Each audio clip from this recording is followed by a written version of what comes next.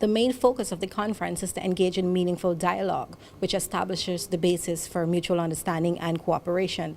It is being held under the theme A New Dawn 2017. As such, Russia aims to have visa-free travel with Caribbean countries as it aims to promote closer ties. Russian ambassador to Guyana, Nikolai Smirnov, told the newsroom that the Russian-Guyanese relationship is on the rise as he referred to the academic exchanges between the two countries. And right now we have a working group on geology and mining, Yes. Which is very important to Guyana because we traditionally, with Rusal from 2004, supporting development of your bauxite industry. Now you're developing gas and oil resources on continental shelf, so you need specialists. We discuss those specifics. And it will be in students' exchange, at academic sphere, and maybe in some other areas. Over the last year, the two countries exchanged high-level delegations to hold talks on bilateral and multilateral issues of mutual interest.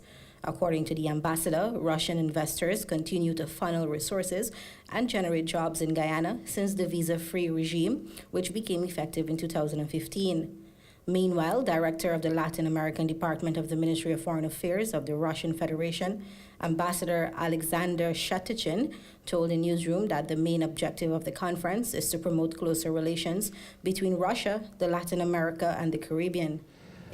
We do think that we have wide opportunities to establish the infrastructure of our cooperation. We should think about the possibility of establishing diplomatic missions. We have to think about the strengthening of our legal base of our cooperation.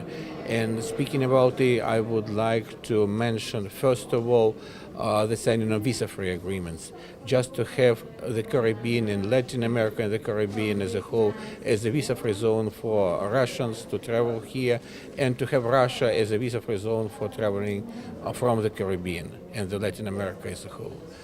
We do think that we should cooperate in the humanitarian sphere, in the sphere of education. We do offer scholarships to the Caribbean countries.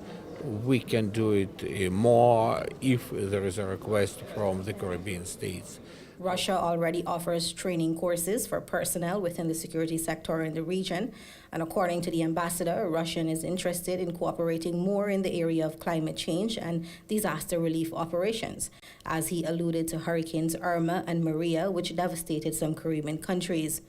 Additionally, Academic Director for Latin American Studies of the Russian Academy of Sciences, Dr. Vladimir Dedivov, said that the Caribbean has great potential for exports. I think it is a great potential here to explore the possibilities of sea products here, and I think these products can take his niche in Russian market. Then I think there are many fields that are not explored. I think there are many products from the nature here that can be put in the Russian market.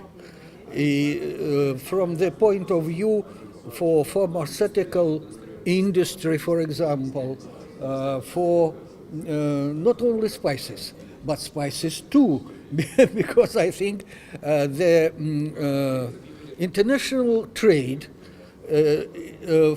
is not very comfortable for Caribbean countries in this sense, because there are many intermediate trade, and it is better to construct direct possibilities to trade with Russia. As Russia works towards improving its relationship with the Caribbean, it is finalizing a visa waiver agreement with Grenada.